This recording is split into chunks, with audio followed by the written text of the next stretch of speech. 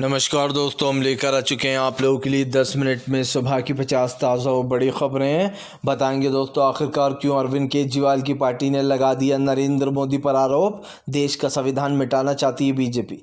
क्यों आखिरकार दोस्तों अखिलेश यादव के मैनिफेस्टो पर मच गया घमासान, अखिलेश ने कर दिए तमाम आम आदमी वाले वादे, कांग्रेस ने की अखिलेश के मैनिफेस्टो की तारीफ, और कैसे दोस्तों बीजेपी के तमाम नेताओं में मचा है हड़कंप, एक के बाद एक पार्टी के बड़े नेता छोड़ना है पार्टी।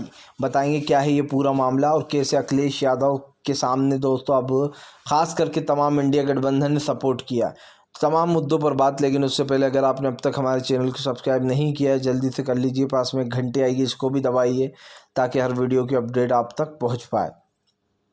दरअसल दोस्तों आपको बताते चले, भारतीय जनता पार्टी के ऊपर जमकर भड़कते हुए नजर आए दोस्तों जो है यहाँ पर असदुद्दीन ओवैसी ने बीजेपी को जमकर लपेटा।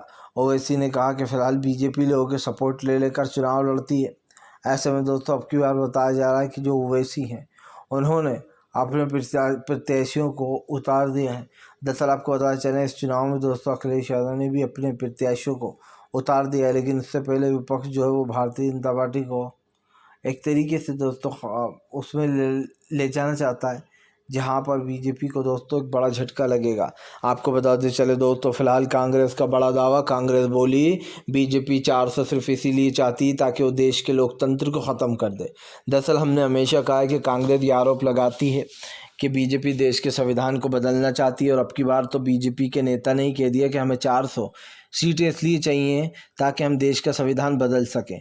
हालांकि इस पर बीजेपी ने बैकफुट ले लिया था और कहा था कि हम इस बयान का समर्थन नहीं करते हैं, ये हमारे नेता का बयान है। लेकिन आपको बताते चलें आज तक जो है यहाँ पर इस चीज़ पर कोई वो नहीं हुई। लेकिन आपने एक चीज़ नहीं समझी कि सरकार को जो है यहाँ पर एक बड़ा झटका इसलिए लगा है कि अब हम लोग जो तमाम चीज़ें हैं उस पर चर्चा कर सकते हैं, विपक्ष का कहना है। आपको बताते चले दोस्तों, फिलहाल हैदराबाद में असदुद्दीन ओवैसी को कांग्रेस ने दिया समर्थन।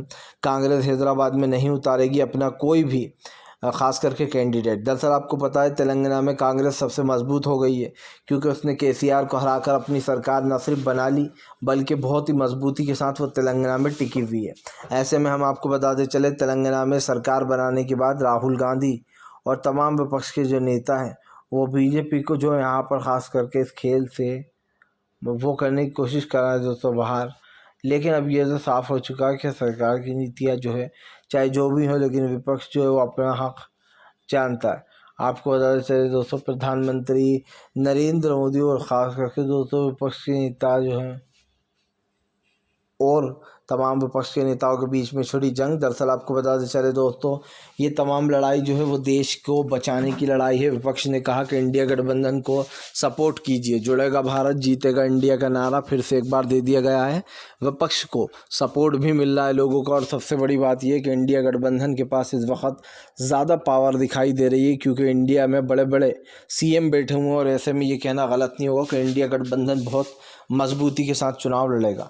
तेजस्वी यादव ने बीजेपी के ऊपर कसा तंज, कहा बीजेपी में ज़रा सी अकल नहीं, देश के मुद्दों को छोड़कर मछली पर बहस करती है।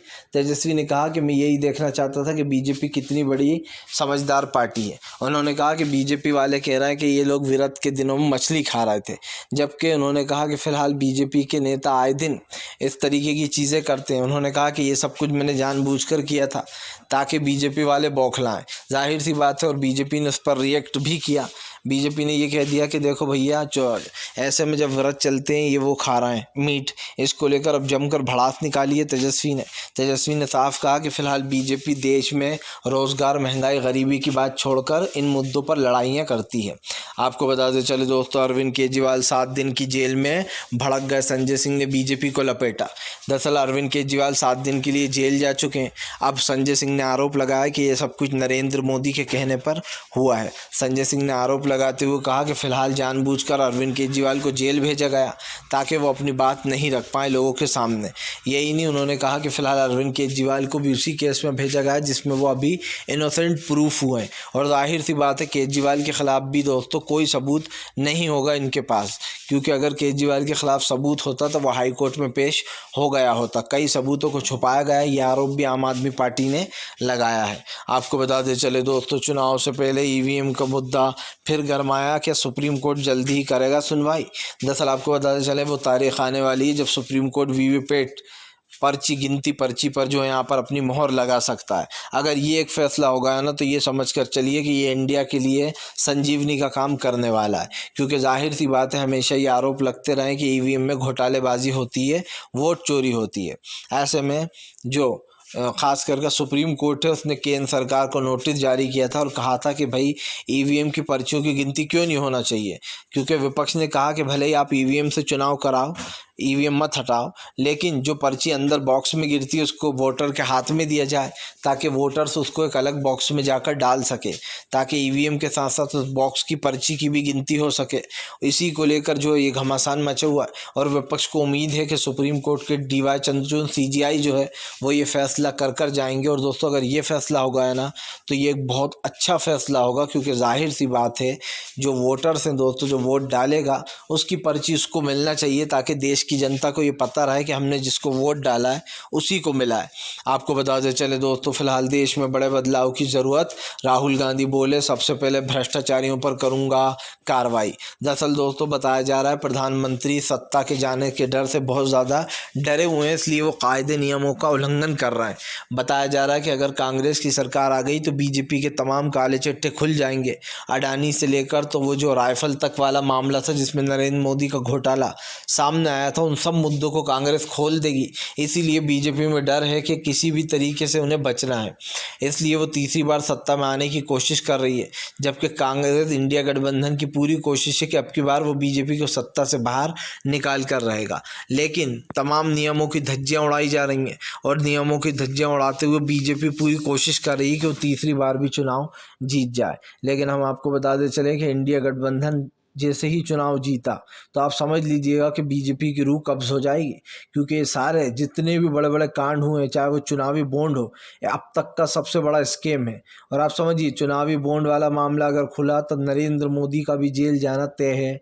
ये सीधी सीधी चेतावनी दी राहुल ने कि अधिकारियाँ हो या कोई भी हो उन सब के ऊपर कार्रवाइयाँ होंगी दोस्तों। और जाहिर सी बात है बहुत बड़े बड़े मामले हैं, अगर इसमें प्रधानमंत्री और तमाम बड़े नेताओं के नाम आ गए सामने तो क्या होगा। इसीलिए बीजेपी चुनाव हारने से डर रही है, इसलिए इसने तमाम नियम कायदों को तोड़ दिया है। आपको बताते चले दोस्तों भारतीय जनता पार्टी की ने को फंसाया कंगना रावत ने। कंगना रावत के पुराने ट्वीट हो गए वायरल। दरअसल कंगना रावत ने विक्रमादित्य जो कि दोस्तों हिमाचल कांग्रेस के नेता हैं, ऐसे में दोस्तों उन्होंने कहा था कि कंगना रावत बीफ खाती हैं और उन्होंने आखिरकार यहाँ के लिए किया ही क्या है।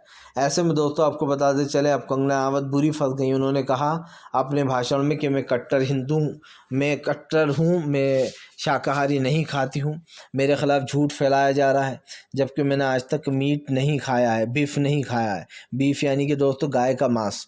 ऐसे में दोस्तों अब कंगना रावत फंस गई हैं।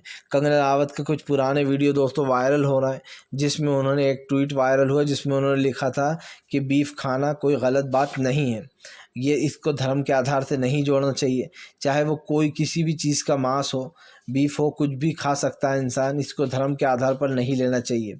अब कंगना रावत तो कह रही थी कि मैं खाती नहीं हूँ, तो उनका ये ट्वीट वायरल हो गया। यही नहीं, कंगना रावत की एक और वीडियो वायरल हुआ जिसमें लोगों ने फ़ोटो शेयर की है। कंगना रावत राजस्थान गई थी और उन्होंने कहा कि आज मैंने यहाँ का खाना खाया, मुझे बहुत अच्छा लगा, उसमें दोस्तों तमाम तरीके की सब्ज़ी और लाल मांस भी है। उन्होंने कहा मैंने वो भी खाया लाल मांस। जिसके बाद आपको बता दें अब कंगना जम के ट्रोल हो रही हैं। लोग कह रहे हैं कंगना रावत जो है वो सिर्फ एक नंबर की झूठी है और इसके अलावा कुछ नहीं है, क्योंकि जाहिर सी बात है कंगना तो अभी एक दिन पहले तक कही थी कि मैं शाकाहारी हूँ, मांस खाती तक नहीं हूँ। जिसके बाद दोस्तों कंगना की पोल खुल गई है, क्योंकि जाहिर सी बात है हिंदू मुसलमान करते करते बीफ पर भी